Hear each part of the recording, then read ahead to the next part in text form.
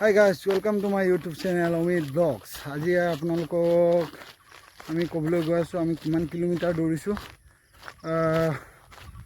আমি বহুত দিনৰ মূৰত ওলাইছোঁ আজি।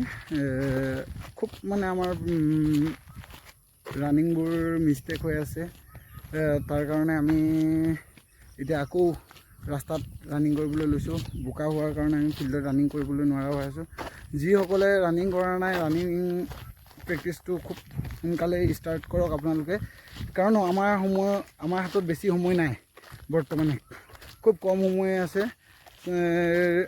খুব কম সময়তে চাগে দিবই চাগে আমাক এডমিট। সেইটো কাৰণে সকলো মোৰ বন্ধু বান্ধৱীলৈ এটা অনুৰোধ, যাতে এই সময়খিনিত আপোনালোকে অৱহেলা নকৰে আৰু আপোনালোকে প্ৰেক্টিছটো যাতে নেৰে, নিৰাশ নহয়। খুব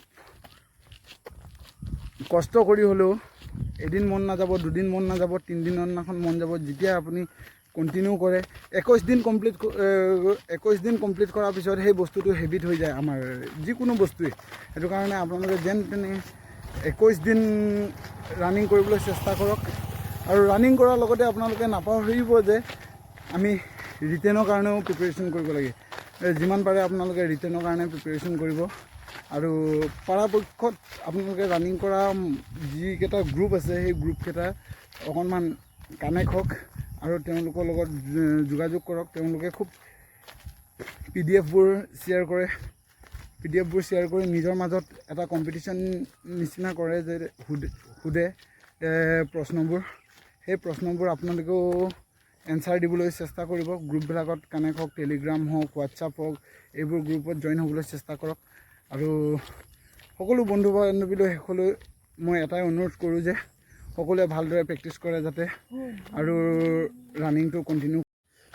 গাইজ, আমি আজি বৰ্তমানে আমাৰ এইফালে যোনবোৰ আছে সিহঁতে গমেই পাব, আমি বালিগাঁও হৈ, মেটেকা হৈ, গজালিপাৰ ছাইডত ৰানিং কৰি আহিছোঁ। মিনিমাম আজি আমি 9 কিলোমিটাৰমান ৰানিং কৰিছোঁ।